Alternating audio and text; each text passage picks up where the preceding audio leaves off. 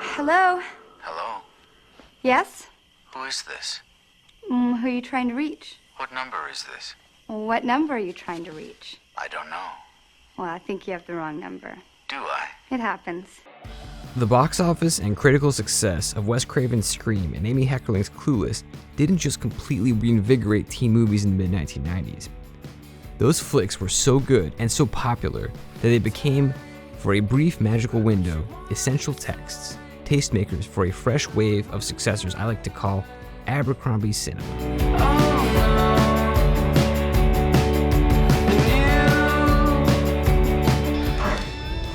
Come on, Ray Ray. Give up the plate for old Chuck, huh? Be it horror, comedy, or pulpy drama, Hollywood was suddenly once again up to its eyeballs in entertainment that wasn't just for young people, but was also specifically about young people for a far too fleeting moment in time. And yes, most of the hip youths of these movies were decked out in casual attire from, well, you know. The way I see it, someone's out to make a sequel. You know, cash in on all the movie murder hoopla. Abercrombie Cinema was often marked by a biting meta-cynicism, where characters were intrinsically aware of the filmic tropes they occupied and often did what they could to usurp their expected behaviors. That's not the way it goes. The boy goes for help and the girl stays in the car and she hears this scratching sound. No, he's been decapitated.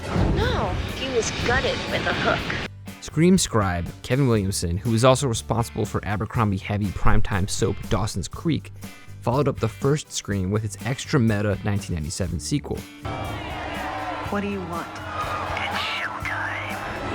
He also penned other Abercrombie Cinema staples like I Know What You Did Last Summer, What are you waiting for, huh? Teaching Mrs. Tingle, and The Faculty.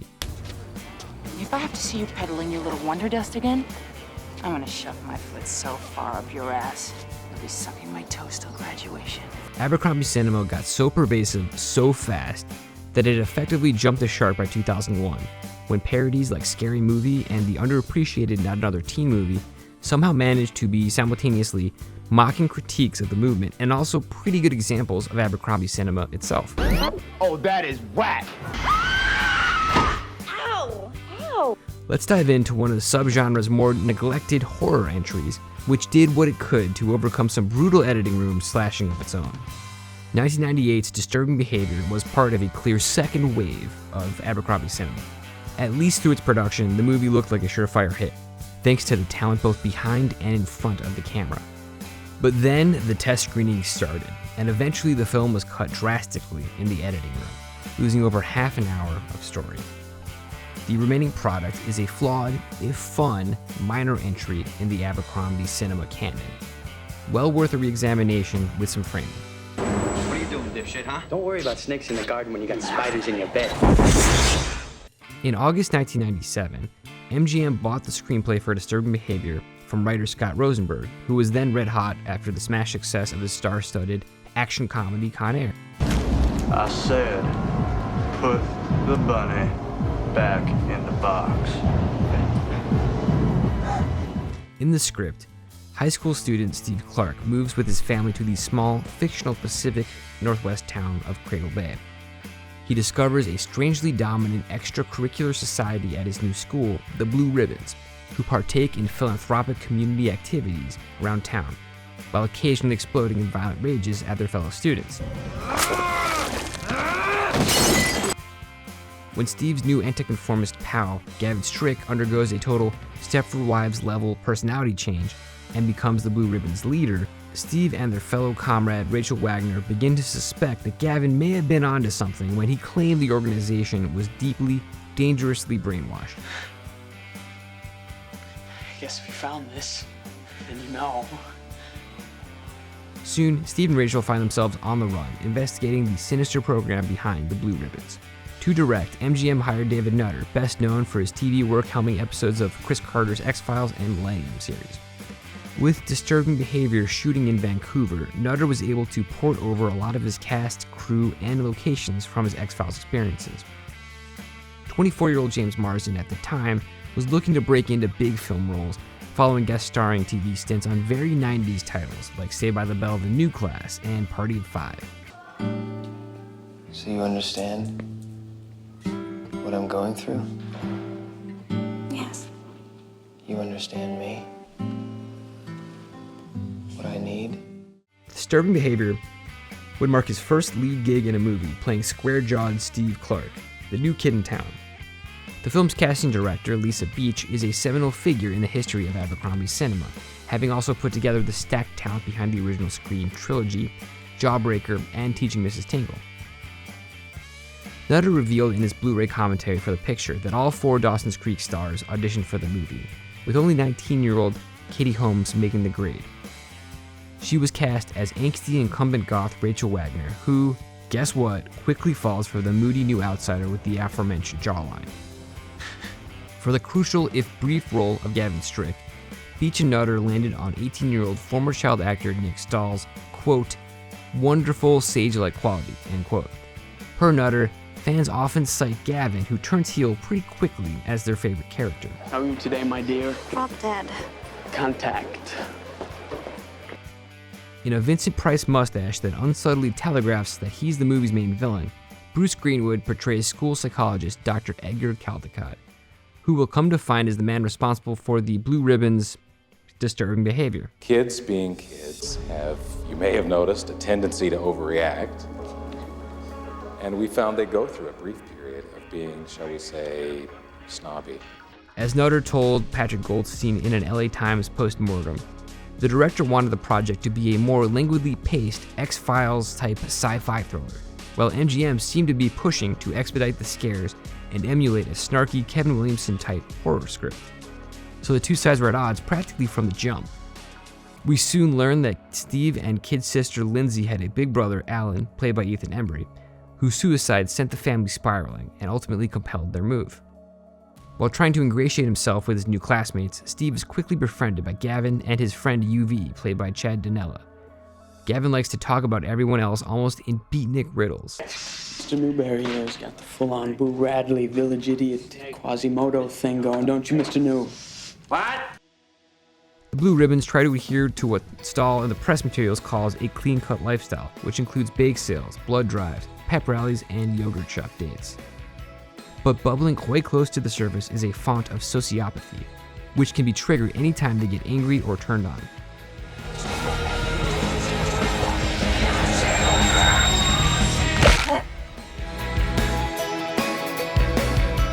Perhaps the creepiest of the Blue Ribbons early on is Chug Roman.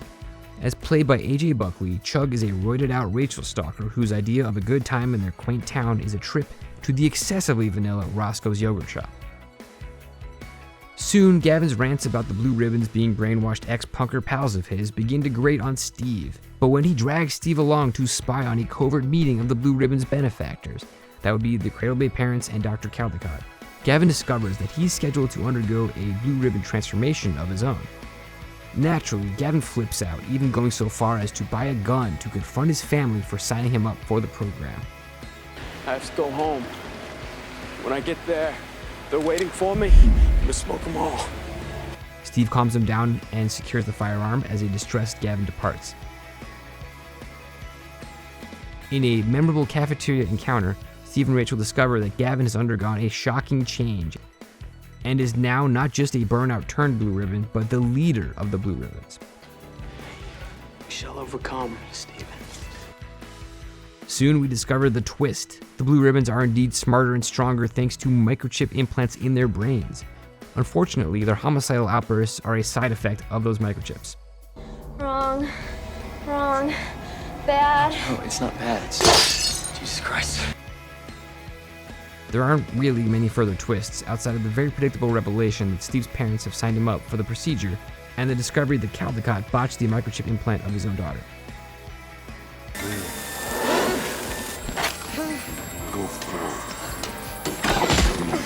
Eventually, with Dr. Caldecott and most of the Blue Ribbons having plummeted to their deaths off various cliffs, spoiler alert, the Clark kids, Rachel and UV, abandon Cradle Bay and their families on a ferry heading for parts unknown.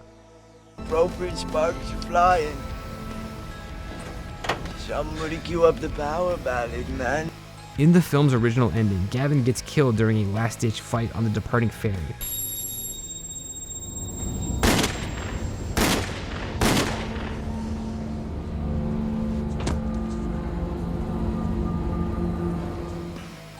when test audiences reacted adversely. A new ending was shot, featuring a still brainwashed Gavin, now a student teacher, clearly looking to pick up where Caldecott left off. Hello, class. Welcome. Disturbing Behavior's initial cut ran 115 minutes. It was then trimmed down to 95 minutes and finally to 83 minutes, including credits, when MGM brought in a VP of production, George Folsey Jr., to oversee new changes and to freeze out director David Nutter from the editing process. A lot of the violence and nuance and sex was cut, but the swearing remained, thus guaranteeing the flick's R rating that was an obvious barrier to its intended teen audience even seeing it at all in theaters. Little creatures that hide flowers. A source told the LA Times, when the test scores were terrible, they panicked. David made a lot of mistakes on the movie. He was overprotective of the film and totally mishandled his relations with the studio, but at least his cut made sense. MGM's didn't make sense at all, end quote. Nutter considered removing his name from the finished movie, so frustrated was he with MGM's late game takeover. Ultimately, he stuck it out. We had our first preview in Plano, Texas, and to me it was the first time in front of an audience. There was 400 people in the audience, and when those moments came like you had yesterday, I mean, I got choked up because the audience actually were involved in the picture, and they cheered and they rooted for the good guy and so forth, and they related to the good guy because they saw themselves in those kids. So what was cut from the finished film? A lot of contextualizing scenes that would have been very helpful for audiences looking to get their bearings. In a pretty crucial 30-second scene, Dr. Caldecott talks about the microchip implants issues with an unseen panel of potential donors, maybe, it's unclear, where he promises he's getting closer to delivering a prototype of a working microchip. This is big because basically it explains why all the kids' side effects are so severe. We're also treated to a very chaste, very long fairy sex scene between Steve and Rachel. Most importantly, however, we miss out on the original ending. I was a bad dresser. A shambles with the ladies. Yeah, well, you're still a bad dresser. That was funny. Once upon a time. A longer cut does exist, albeit not on home video. That said, many of Disturbing Behavior's deleted scenes are available on both its DVD and Blu-ray editions.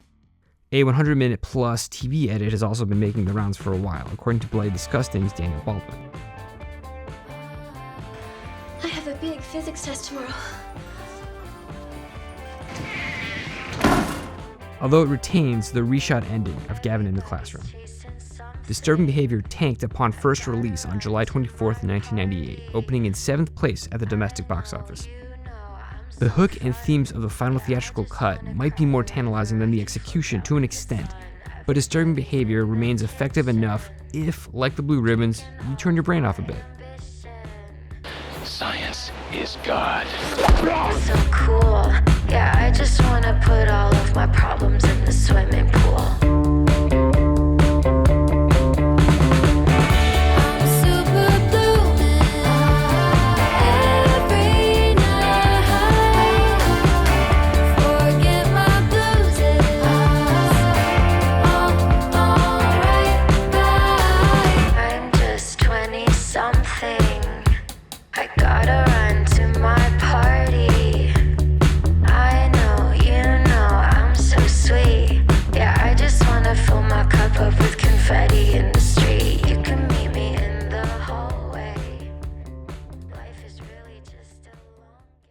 While there, I thought I was doing a Bruce Willis interview. Oh, well, let's hope we're not rolling it. Hi. Hi. How are you? Good. So, this morning. Yeah. I'll tell you later. Okay.